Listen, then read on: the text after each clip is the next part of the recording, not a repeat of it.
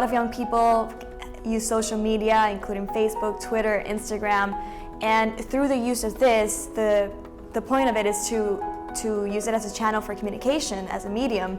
So Pope Francis and the Vatican can do a good job by communicating just by using social media. That's the best way to reach young generations.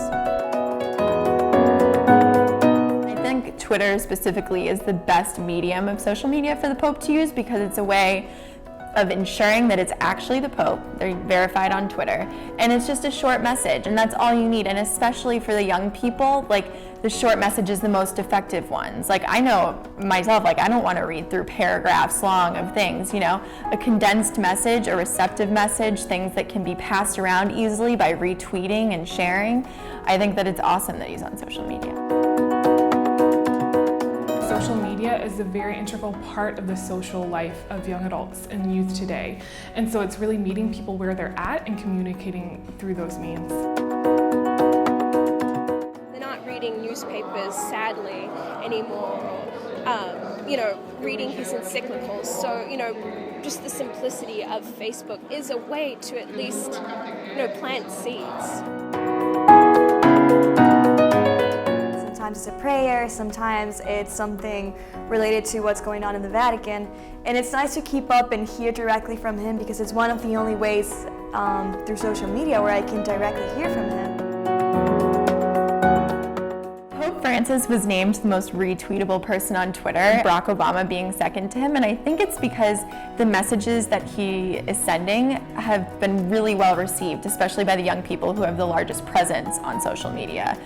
And I think also Pope Francis's Twitter is unique in the sense that you have the sense that it's coming directly from him.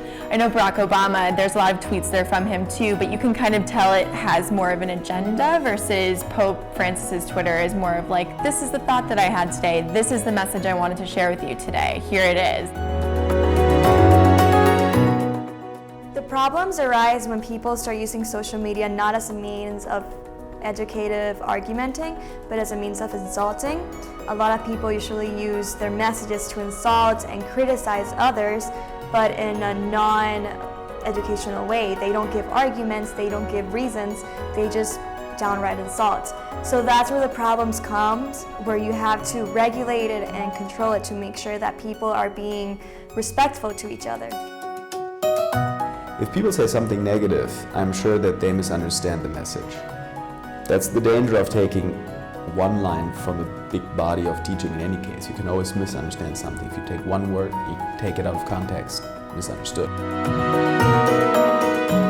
I think their interaction with social media and with Twitter is their attempt to adjust to our changing culture. The church has always wanted to adapt to culture, and I think this is the next step that they're looking to how they can strategically engage in these things, and that takes time, and it's a process, but I think it's one of their first steps in doing that.